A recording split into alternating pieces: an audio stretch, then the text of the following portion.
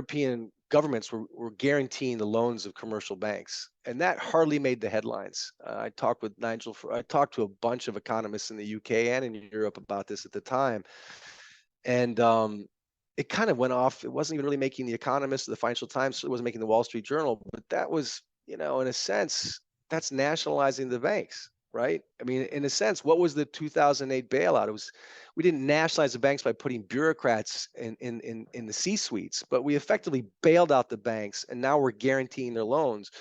We're centralizing the banking system, and we're still overpaying the executives, but it's a form of nationalization. And yeah, banks in some sense are too big to fail. They're the liquidity sources of the system. You need money to flow through banks. I don't think the banking system will fail. The banking system will be fractured, and then there'll be a massive reset and restructuring and a guaranteeing of the banking system by governments. That's what I see happening. What you saw with FTX, which is just a small canary in the coal mine, but it's a metaphor for so much things, counterparty risk. I was talking to an Australian actually who lost millions over the weekend. He lost millions with FTX, and we've been arguing for years. I told him not to be on that exchange, not because I was a psychic, but anyway, I'm a gold guy. He's a crypto guy. But he lost millions. He was telling me, Matt, I was sitting there on that screen. I could not withdraw. I could see all my money. All the digits were there, but there was a nice little message saying not accepting withdrawals or deposits. Okay. And for days, it was just a little wheel turning, and now the money's gone. Now, that's one absurd example of an absurd executive and an absurd exchange that's now getting some headline attention. But it's effectively counterparty risk for over leverage and misuse of client funds. Well, commercial banks are over levered, and with fractional reserve banking, they're misusing client funds. You could go to Wells Fargo or Citibank one day and not get your withdrawals.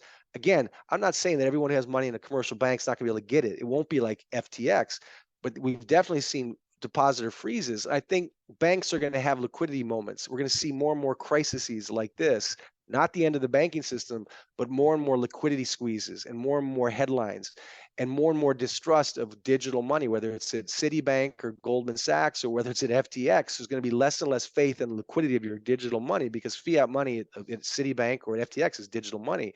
I think people are starting to scratch their heads and wonder, is their money safe?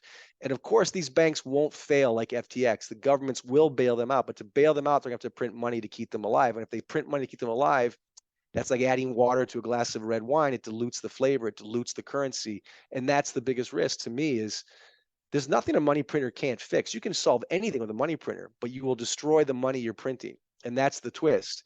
And central banks now have a choice, and Powell has a choice. And the main choice is, do I let the markets die, or do I print a lot of money to save them and let inflation rip? And right now, he wants to let markets suffer. When something really breaks, he'll start printing again. He'll have no choice. As a politician, he'll have no choice. And when he starts printing again, currencies are going to lose even more power. And that's when gold, I think, will do even better. So uh, they're in a corner they put themselves in, and they're in a rock and a hard place, and they have to pick their poison. There is no good solutions left. On that, I've been arguing for the last year. There are no good solutions left. We joke here in Europe, it's like being in Poland in 1939, just before the Germans invade. People are still outside. It's September. You're having your coffee. The sun is out. Weather looks good. But something seismic's about to change everything. And no one knows exactly when that army comes across the border or when this system starts to collapse. It's already collapsing in many ways. But the good thing is for politicians, they've got somebody else to blame themselves. And that's a virus that really wasn't a pandemic. And it's a war that could have been avoided in the Ukraine. So they've got it all figured out, so to speak. And they'll have something to blame because they'll never take responsibility. I can't even remember the last time I saw a politician, other than Kennedy after the Bay of Pigs, actually admit that they were wrong. They just don't do it. They don't know how. It's pathological.